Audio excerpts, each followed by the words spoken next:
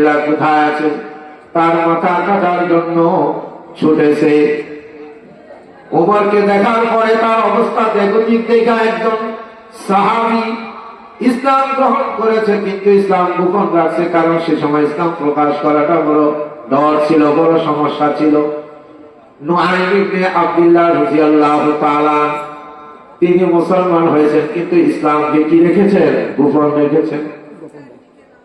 তিনি হযরত ওমরকে এইভাবে অবস্থায় দেখার পরে রাগার কিন্তু অবস্থা তলোয়ার ঘুরাতে ঘুরাতে যাচ্ছে, আর ওমরকে সবাই চিনে, কি ঘটনা ঘটাই দেয় কি জানি, এই জন্য জিজ্ঞাসা করলো নুআইম ইবনে আব্দুল্লাহ, স্যার বস, এই দুপুর বেলায় রাগান্বিত অবস্থায় আপনি যাচ্ছেন কোথায়? তখন বল, তুই কি জানিস না নতুন একজন নবীর দাবিদার বাইর হয়েছে, মুহাম্মদ ইবনে আব্দুল্লাহ, আব্দুল্লাহর বেটা মুহাম্মদ। সে আমাদের বাপ দাদার মূর্তি পূজার বিরুদ্ধে স্লোগান দেয়, কথা বলে। তার পাল্লা কেটে আমাদের বস আবু জাহেলের কাছে নিয়ে আসার জন্য যাচ্ছে। নুআইম ইবনে আব্দুল্লাহ অন্তর কেঁপে উঠল, কারণ সাহাবায়ে কেরাম তো এমন ছিলেন, আল্লাহর নবীর আশিক আর প্রেমিক ছিলেন। আমার মতো হাজার সাহাবী চলে যাক, কোন অসুবিধা নেই, কিন্তু মুহাম্মদের গায়ের মধ্যে একটা ফুলের টোকা পড়বে, সেটাও কখনো সাহাবায়ে কেরাম বরদাস্ত করতেন না।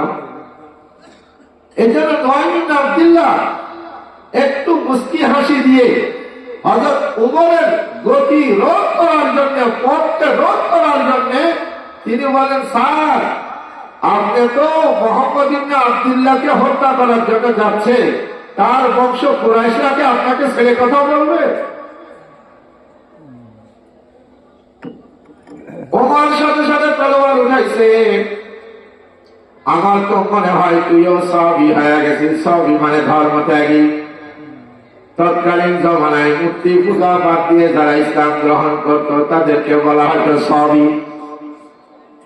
আমার তো মনে হয় তুইও মনে ধর্ম ত্যাগ করেছিস। তোকে নিয়ে শুরু করে তলোয়ার উঠাইছে। নুআইম ইবনে আব্দুল্লাহ নিজের জীবনের পরোয়া করেননি, কিন্তু তিনি চাইলেন আমি মৃত্যুবরণ করার আগে আগে ওমরকে এই পথ রোধ করতে হবে, অন্যথায় আমি মারা যাওয়ার পরে যদি তার এই দিকটা ছুটে গিয়ে মুহাম্মদ আরবির গায়ের উপর আঘাত করে, তাহলে আমি কেমনে বরদাস্ত করব? হাসরের ময়দানে নবীর সামনে আমি কেমনে জবাব দিব যে তোমরা নবীর আশিক আর প্রেমিক থাকতে আমার বন্ধুর উপর কেমনি কাফেররা আঘাত করতে পারলো?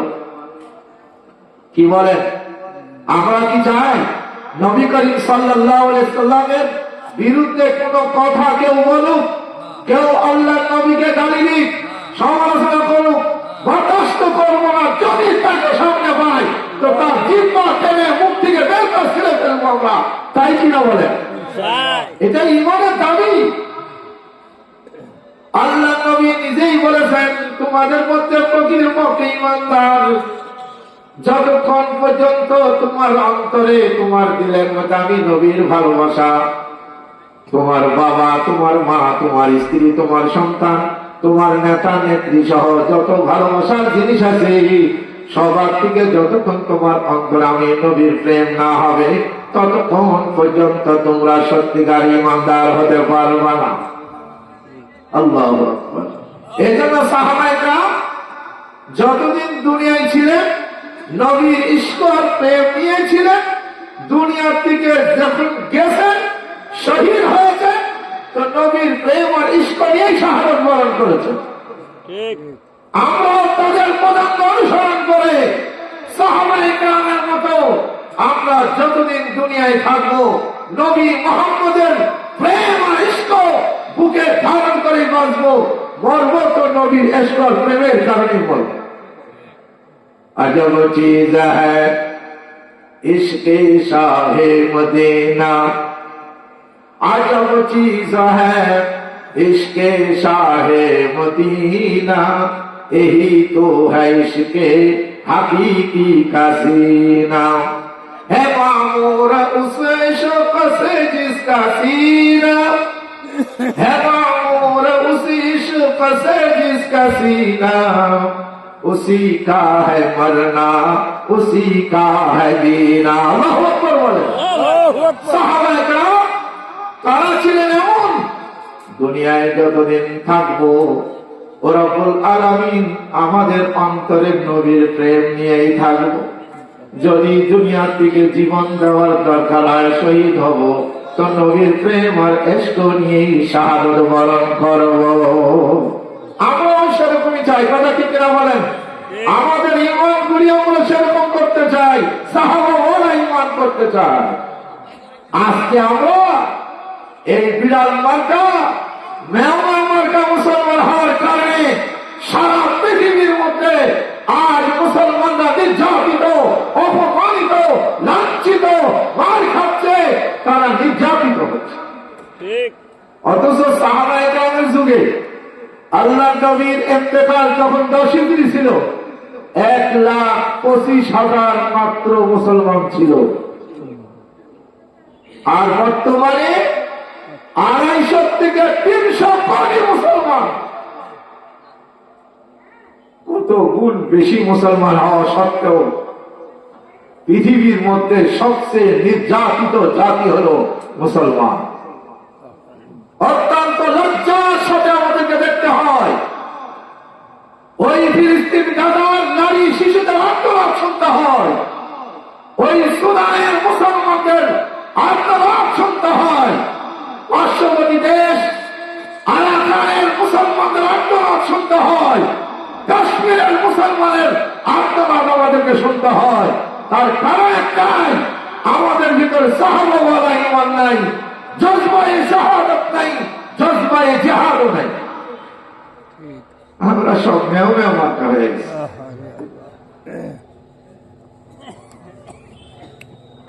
এই জন্য দুনিয়ায় যতদিন থাকবো নবীর ইশক আর প্রেম নিয়ে থাকবো। দুনিয়ার থেকে যাব তো নবীর ইশক আর প্রেম নিয়ে যাব। নিকল যায় দাম तेरे कदमों के नीचे, निकल जाए दम तेरे कदमों के नीचे। यही दिल की हसरत, यही आरज़ू है, यही दिल की हसरत, यही आरज़ू है। तेरी मेराज के तू लौहे कलम तक पहुंचा, तेरी मेराज के तू लौहे कलम तक पहुंचा। मेरी मेराज के मैं तेरे कदमों तक पहुंचा। अल्लाहु अकबर। উহুদের যুদ্ধে এক যুবক মারাত্মক জখম হয়েছে, আহত হয়েছে, প্রচুর রক্তক্ষরণ হচ্ছে এবং তার বিশ্বাস হয়ে গেছে এই রক্তক্ষরণ যদি বন্ধ না হয় আমার জীবনের পরিসমাপ্তি ঘটবে, আমি মারা যাব। ঠিক ওই মুহূর্তে কিছু সঙ্গী সাথীরা উহুদের যুদ্ধের মধ্যে মুসলমানদের মধ্যে থেকে প্রায় 70 জন সাহাবা শাহাদাত বরণ করেছেন। তার মধ্যে এই যুবক যখন একেবারে শেষ অবস্থায় এখনো নিবু নিবু করছে জীবন বাতিটা, এই অবস্থায় কিছু বন্ধু বান্ধব গিয়া যায় জিজ্ঞাসা করছে, বন্ধু এই সময় তোমার কোনো কিছু শেষ ইচ্ছা আছে কিনা? মানুষের মরণের সময় শেষ ইচ্ছা থাকে, আমাদের ইচ্ছা থাকে অমুক জিনিসটা খাবো, অমুক মিষ্টিটা খাবো, আপেল খাবো, আঙ্গুর খাবো, অথবা কোনো নাতি নাতি বা মেয়ে বা ছেলেকে আমার দেখতে মন চায়, তাকে আসতে বলো। সাহাবায়ে কেরামের শেষ ইচ্ছা কি? ওই যুবকের কাছে যখন বলা হলো যে তোমার শেষ ইচ্ছা কি বন্ধু বলো, বলে আমার কোনো শেষ ইচ্ছা নাই, একটাই আছে, আমি তো দুনিয়ার থেকে চলে যাব। আমি শুনেছি নবী মুহাম্মদুর রাসূলুল্লাহ আহত হয়েছেন, মাথার মধ্যে ব্যান্ডেজ করা আছে, তোমরা একটু আমাকে ধরে, আমি তো হেঁটে যেতে পারবো না, আমার সেই শক্তি নাই, তোমরা আমাকে একটু কোলে করে তুলে নিয়ে আল্লাহ নবীর সামনে নিয়ে যাও, নবীর দিকে তাকিয়ে তাকিয়ে আমার জীবনটাকে উৎসর্গ করবো। আল্লাহু আকবার। নিকল যায় দম তেরে কদম কে নিচে, निकल जाए दम तेरे कदमों के नीचे। यही दिल की हसरत, यही आरज़ू है, मेरी मेराज के तू, तेरी मेराज के तू लौहे कलम तक पहुंचा मेरी महराज के मैं तेरे कदमों तक पहुंचा। ওই সাহাবী বলতেছেন যে ইয়া রাসূলুল্লাহ আমি দুনিয়া থেকে চলে যাচ্ছি। মুস্কি হাসি দিয়ে নবীর দিকে তাকিয়েছেন, আল্লাহ নবী তার দিকে তাকাইছে। আর তখন তিনি কালিমা পড়ছেন আশহাদু আল্লা ইলাহা ইল্লাল্লাহ ওয়া আশহাদু আন্না মুহাম্মাদান আবদুহু ওয়া রাসূলুহু বলে আস্তে করে শাহাদাত বরণ করেছেন। এটা হলো নবীর ইশকার প্রেম। এজন্য আমাদের একই কথা থাকবে, দুনিয়ায় যতদিন থাকবো তো নবীর প্রেম আর ইশক নিয়ে থাকবো, দুনিয়ার থেকে যাবো তো নবীর ইশক আর প্রেম ভরে কলিজার ভিতরে আল্লাহ নবীর ইশক আর প্রেম নিয়ে দুনিয়ার থেকে যাবো। কথা ঠিক কিনা বলেন? রাজপাল ওই পাকিস্তানের লাহোরে যখন ব্রিটিশের হুকুমত চলছিল, কুখ্যাত ইংরেজের ওই আমলে এক হিন্দু পান্ডা নাম তার রাজপাল একটা বই লেখে, আল্লাহ নবী এবং নবীর পরিবার সম্পর্কে বাজে কথা লিখে নাম দিয়েছে রঙ্গিলা রসুল। নাউজুবিল্লাহ, রঙ্গিলা রসুল হিন্দির মধ্যে বইটা লেখা আছে, উর্দুর মধ্যে। লাহোরের সারা ব্রিটিশের অধীনে যারা আছে সারা বিশ্বের মুসলমানের অন্তরে রক্তক্ষরণ হলো। এত বড় জানোয়ার নবীর সম্পর্কে এত কুৎসা রটনা করে এত বাজে মন্তব্য করে বই লেখলো, তাকে কিভাবে সাইজ করা যায় সারা দুনিয়ার মানুষ ফিকির করতে শুরু করলো। একদিন এক যুবক নাম তার ইলমুদ্দিন, 21 বছর বয়স মাত্র। 21 বছরের যুবক ইলমুদ্দিন। এই যুবকের মধ্যে রক্তক্ষরণ ছিল, কোন মাদ্রাসার ছাত্র ছিল না, কোন আলিম ছিল না, কোন ইমাম সাহেব ছিল না, কিন্তু তার অন্তরে নবীর প্রেম ছিল, তার মায়ের অন্তরে আল্লাহ নবীর মহব্বত ছিল। মা দেখে তাকে বলল, আমি তোকে দুধ খাওয়াইছি না, আজকে তোর আমার এই দুধের হক আদায় করতে হবে। শুনেছি রাজপাল ওই লাহোরে বই স্টলে বসে বসে বই বিক্রি করছে। এই সুরানি ছুরিটা নিজের মা ওই সন্তানের হাতে তুলে দিল। তুলে দেওয়ার পরে বললো, যা তুই আমার সামনে আসবি না ততক্ষণ পর্যন্ত এই দুশ্মন রসুল এই বেয়াদবকে শেষ করে না পর্যন্ত তুই আমার সামনে আসবি না। আল্লাহ নারীদের মতো আল্লাহ নবীর সম্পর্কে নবীর প্রেম আর মহব্বত আছে না নাই? আরে অনেক ক্ষেত্রে নারীরা নবীর ভালোবাসার মধ্যে আরো তারা বেশি অ্যাগ্রেসিভ অগ্রণী ভূমিকা পালন করেছে।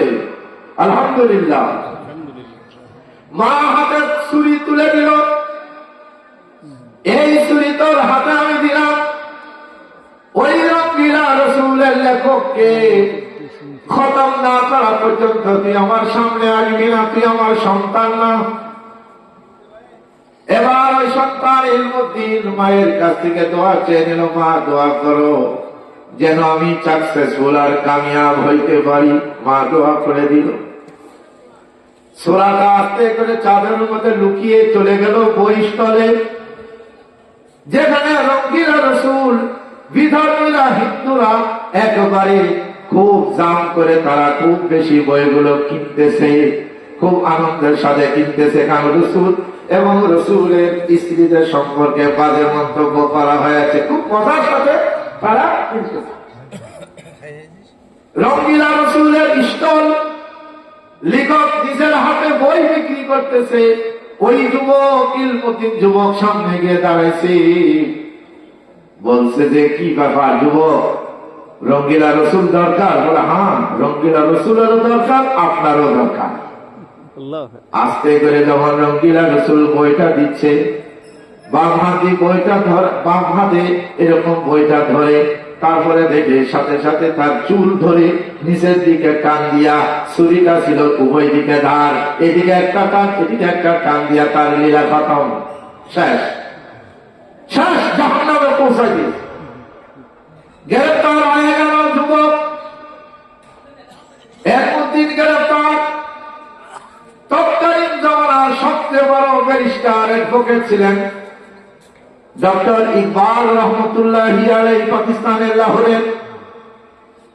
তিনি জেলখানার মধ্যে ওই যুবকের সাথে দেখা করে বলেন, এক যুবক, তোর অল্প বয়স, তোর মতো যুবক ভারতের মধ্যে আরো আমাদের দরকার, তুই আরো কিছুদিন বেঁচে থাক।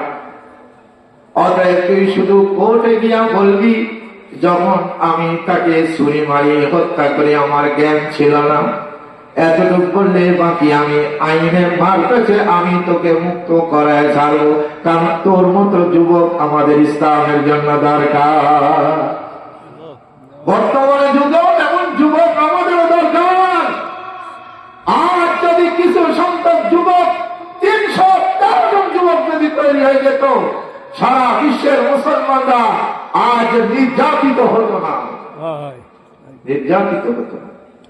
ডক্টর ইকবাল যখন এই কথা বলে, জেলখানায় যাওয়ার 3 দিন পরে ডক্টর ইকবাল জেলখানার মধ্যে ঢুকে যখন তাকে এই প্রস্তাব দিয়েছে, ছেলেকে অঝরে জেলখানার মধ্যে বসে কাঁদতেছেন, আমাকে মাফ করবেন, কারণ আমি গত রাত স্বপ্ন যুগে মুহাম্মদুর রাসূলুল্লাহর সাথে সাক্ষাৎ হয়েছে। আল্লাহু আকবার।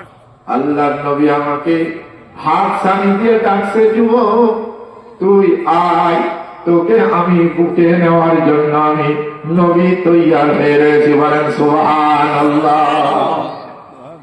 এই জন্য আঙ্কেল আমি মুক্তি চাই না, বরং আমার যত দ্রুত ফাঁসি হবে এটার ব্যবস্থা আপনারা করেন। আমি যত দ্রুত ফাঁসিতে ঝুলবো তত তাড়াতাড়ি আমার বন্ধুর সাথে মিলিত হতে পারবো। নবী করিম সাল্লাল্লাহু আলাইহি ওয়াসাল্লামের এই মুস্তাক আর এই বেয়াদবকে হত্যা করার কারণে নবী করিম সাল্লাল্লাহু আলাইহি ওয়াসাল্লাম স্বপ্ন যুগে তাকে সুসংবাদ দিয়েছেন, জান্নাতের সুসংবাদ দিয়েছেন। বলেন সুবহানাল্লাহ। আল্লাহ নবী জীবিত থাকা অবস্থায় মসজিদে নববীর মধ্যে একবার অত্যন্ত ভারাক্রান্ত হৃদয়ে আল্লাহ নবী ঘোষণা দিলেন, কে আসো তোমাদের মধ্যে একজন যুবক তৈরি হয়ে যাও। আমার শত্রু আবু রাফে, ইহুদিদের সর্দার আবু রাফে আমাকে খুব কষ্ট দেয়, তাকে হত্যা করার জন্য তোমাদের মধ্যে কে রাজি আছো, কে তৈরি আছো, দাঁড়ায় যাও।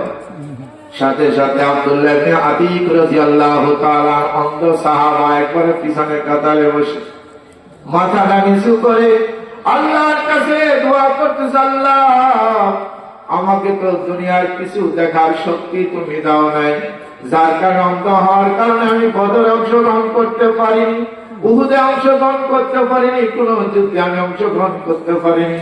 আল্লাহ তুমি আমাকে তৌফিক দাও না, তুমি আমাকে এই দায়িত্ব দাও যে তোমার নবী তোমার বন্ধু এই দুশমনকে যেন আমি নিজ হাতে খতম করতে পারি। মসজিদে নববীতে বসে দোয়া করছেন, আল্লাহ দোয়া কবুল করে নিয়েছে, তার মনের মধ্যে আসছে যে আমি পারবো। দাঁড়ায় গেলেন, ইয়া রাসূলুল্লাহ আমি আপনার দুশমনকে আজকে রাত্রে খতম করার দায়িত্ব নিলাম। আল্লাহু আকবার বলেন। একজন অন্ধ সাহাবী আশিক রাসূল, তিনি রাসূলকে যে গালি দিবে, কষ্ট দিবে, তাকে এই জমিনের আবহাওয়া নিঃশ্বাস শ্বাস প্রশ্বাস নেওয়ার সুযোগ দিবে না। আব্দুল্লাহ ইবনে আতিক রাদিয়াল্লাহু তাআলা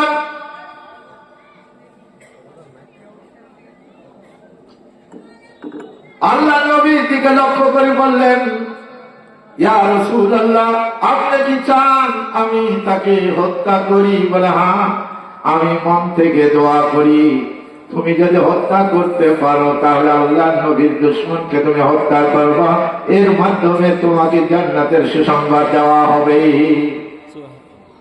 আব্দুল্লাহ ইবনে আতিক একটা ধারালো ছুরি চাদরের নিচে নিয়ে মদিনার থেকে মাইল খানিক দূরে আবু রাফের কিল্লা, বিশাল মজবুত কিল্লা, সন্ধ্যাবেলায় সব মানুষগুলো ঢুকে গেল।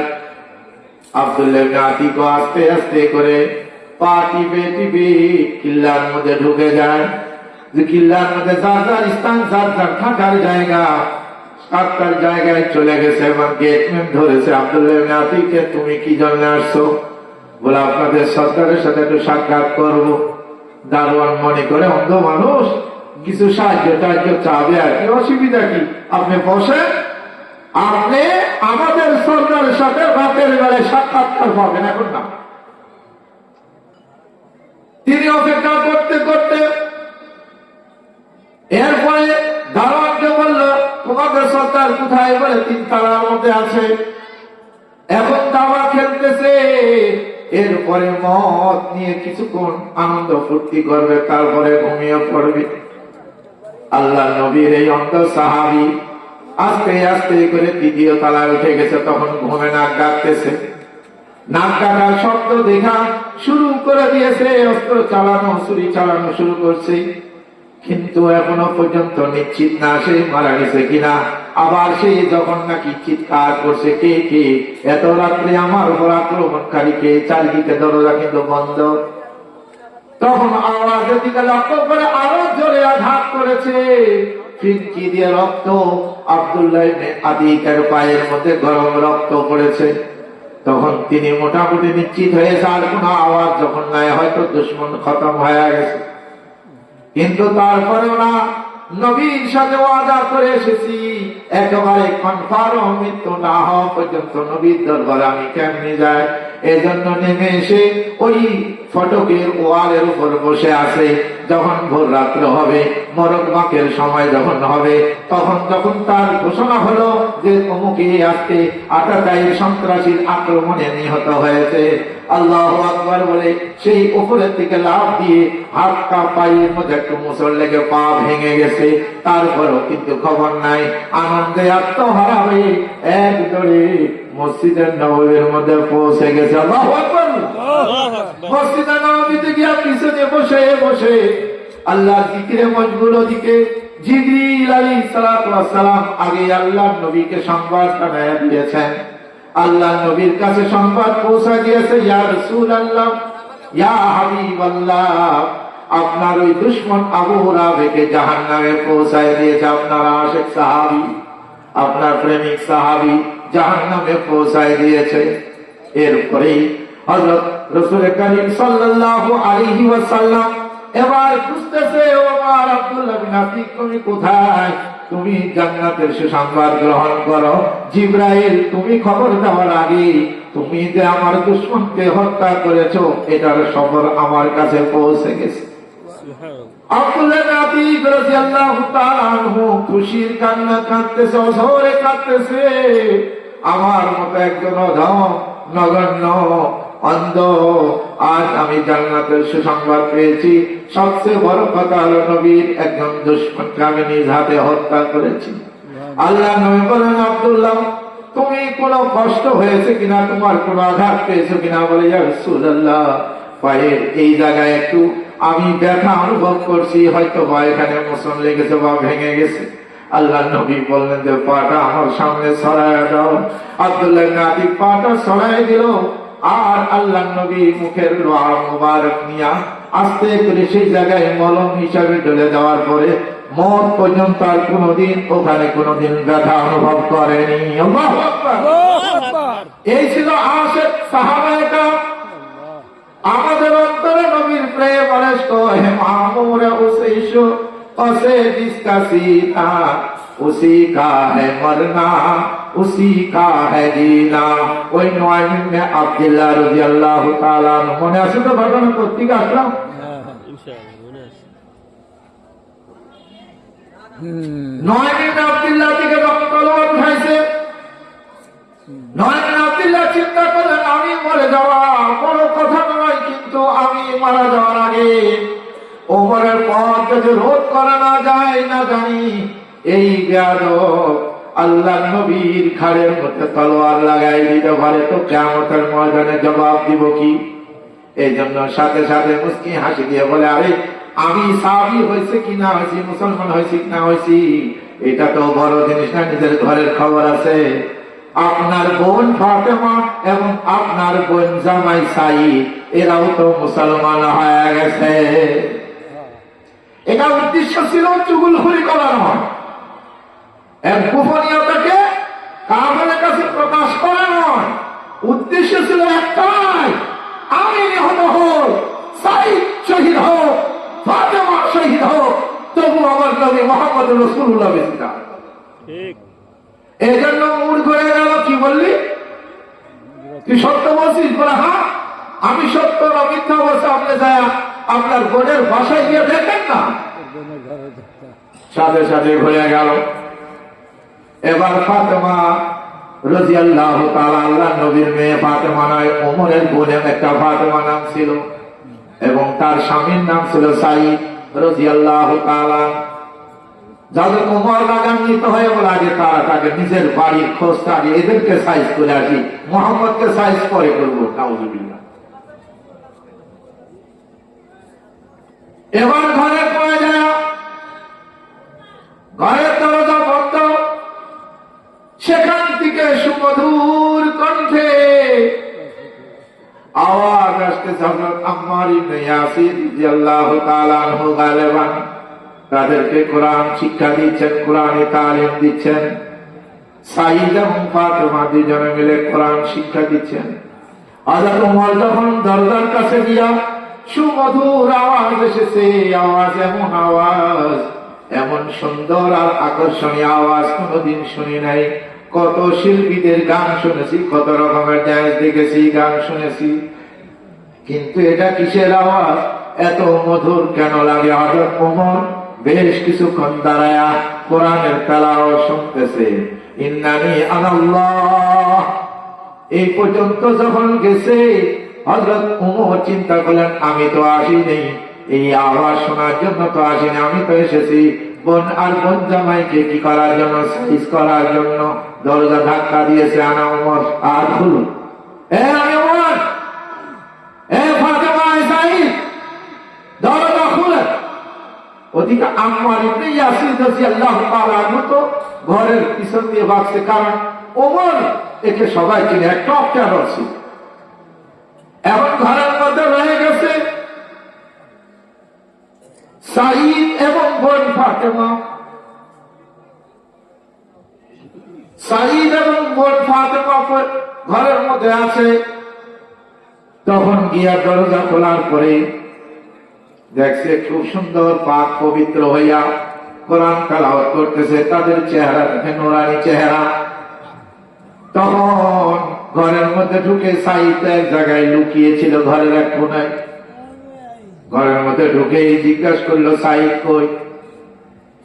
বলে কেন ভাইজান? বলে আগে বল কার? কারণ ওটা হলো আরেকজনের ছেলে তো, আর ওই বোনটা তো নিজের মার পেটের বোন, ওই যেটাকে পরে আগে ওইটাকে সাইজ করে। সাঈদকে এমন ভাবে আঘাত শুরু করেছে, ওমরের আঘাত সহ্য করার মতো ক্ষমতা সাঈদের ছিল না। ঘুষি মারার পরে যখন জমিনে পড়ে গেছে, পায়ের গোড়ালি দিয়ে একবারে খুব লাথি মারতে শুরু করেছে। একজন স্বামী অত্যাচারিত হচ্ছে, স্ত্রী কখনো সহ্য করতে পারে না। ফাতেমা আগে আসছে, ভাইজান তাকে ছেড়ে দাও, সে যদি নতুন ইসলাম ধর্ম গ্রহণ করার কারণে তুমি অত্যাচার করো, তাহলে আমি তোমার বোন তো সেই নতুন ধর্ম ইসলাম গ্রহণ করেছি, তুমি আমার সাথে আসো। আসো, তুমিও যেই মায়ের স্তন থেকে দুধ গ্রহণ করেছো, আমিও সেই মায়ের স্তন ধারী। অতএব আমাদের মধ্যে লড়াই হবে, হক আর বাতিলের লড়াই হবে। দেখা যাক না হকের বিজয় হবে ইনশাআল্লাহ। হযরত ওমর সাঈদকে ছেড়ে দিয়ে বোনকে আঘাত শুরু করেছে। এত জোরে জোরে আঘাত, মহিলা মানুষ একটা দুটা চর দেওয়ার সাথে সাথে জমিনে পড়ে গেছে। তারপরে পালাইতেছে, নাক মুখ দিয়ে রক্ত পড়ছে সাদা, দাঁতগুলি লাল হয়ে গেছে। সাথে সাথে হযরত ওমরের ভ্রাতৃত্ব আর বোনের সেই স্মৃতিগুলি মনে পড়েছে। আর এই বোন তো সেই বোন, তাকে আমি হাত ধরে নিয়ে মেলার মধ্যে নিয়ে যেতাম, লাল নীল সবুজ ফিতা কিনে দিতাম, এটা ওটা আমরা কিনে দিতাম সেই বোনকে। যেই বোন ভাইয়ের কাছে আশ্রয় যাবে, সেই ভাই যদি অত্যাচার করে, বোনটা কোথায় যাবে? হঠাৎ করে মহব্বত তার ভিতরে এসে গেছে। সাথে সাথে বোনকে ধরে বুকে জড়ায় ধরেছে। বোন, তুমি খুব আঘাত পেয়েছো, কষ্ট পেয়েছো, তাই না? বলে না ভাইজান, আমার সমস্ত কষ্ট মিটে যাবে, তুমি যদি ইসলাম ধর্ম গ্রহণ করো তো আমার কোন কষ্ট আর থাকবে না। সুবহানাল্লাহ। হযরত ওমর ইবনে খাত্তাব, আমি যখন এই দরজা আসলাম, তোরা যে কি সুন্দর করে কি করতেছিল এটা আমাকে দে না। বলে না, এটা তো দেওয়া যাবে না, তুমি যেহেতু নাপাক, তুমি কাফের, তোমাকে পবিত্র হতে হবে। তাহলে একটা লুঙ্গি দিয়ে গোসল করি, গোসল করার পরেও বলে বাহ্যিক পাক হলে হবে না, অন্তরে পাক হতে হবে। মুহাম্মদুর রাসূলুল্লাহর কাছে গিয়া হাতে হাত দিয়ে ইসলাম গ্রহণ করতে হবে। হযরত ওমর ইবনে খাত্তাব যেই তলোয়ার নিয়ে আসছিল মুহাম্মদের কল্লা নেওয়ার জন্য, সেই তলোয়ারকে বুকের মধ্যে গলার মধ্যে লটকিয়ে মাথা নিচু করে এখন মুহাম্মদের সামনে নিজের কল্লাকে বিলীন করার জন্য যাচ্ছে। দাঁড়ে আর খামের মধ্যে ওখানে সাহাবায়ে কেরাম ছিলেন, ওখানে যাই ধাক্কা দেওয়া হলো। হযরত আমির হামজা সহ অন্যান্য সাহাবায়ে কেরামের হইচই শুরু হয়ে গেল। আরে উমর আসছে, কি না কি হয়ে যেতে পারে। হযরত আমির হামজা বললেন, একজন লড়াচড়া করবেন না, যদি যদি তার নিয়ত ভালো থাকে তাহলে তো ভালো, স্বাগতম। আর যদি কোনো অসৎ উদ্দেশ্য নিয়ে আসে তাহলে তলোয়ার হবে তার, ঘাড় যাবে তার, মাঝখানে আমির হামজার হাতটা ব্যবহার হবে মাত্র। আল্লাহু আকবার। তালহা রাদিয়াল্লাহু তাআলা বলেন, আঙ্কেল আপনি তো বয়স হয়েছে, অনেক মানুষ মেরেছেন, আমি কতদিন মানুষ টানুষ মারা হয়নি, এই হাতের মধ্যে না আমার ফুসফুস করতেছে, আপনি আমাকে এই দায়িত্ব দিলে ভালো হয়। আল্লাহ নবী বলছেন, তোমরা কি বলতেছো? ওমরের জন্য আমি গতকালকে আল্লাহর বাইতুল্লাহর কাবার গেলাফ ধরে দোয়া করেছি, আল্লাহ পাইসাল ইসলাম বে ওমর ইবনে খাত্তাব, আয় আল্লাহ তুমি ইসলামের বালা বুলন্দ করো, ইসলামকে তুমি উঁচা করো, ওমর ইবনে খাত্তাবকে ইসলামের পতাকা আনো। এই দোয়া কবুল হয়েছে। তোমাদের কাউকে মারতে হবে না, কিছু করতে হবে না, তাকে আসতে দাও। যখন সঙ্গে আসছে, আল্লাহ নবীর সামনে গিয়ে আস্তে করে দু জানু হয়ে বসে আছে। আল্লাহ নবী দুই দিকের চাদরটা ধরে টান দিয়া ধাক্কা দিয়েছে সিনার মধ্যে। হীরা মাথা এমন সারা পৃথিবীর মানুষ, আল্লাহ আসিয়া মালিক, তিনিও চান, আমিও চাই তুমি ইসলাম গ্রহণ করো।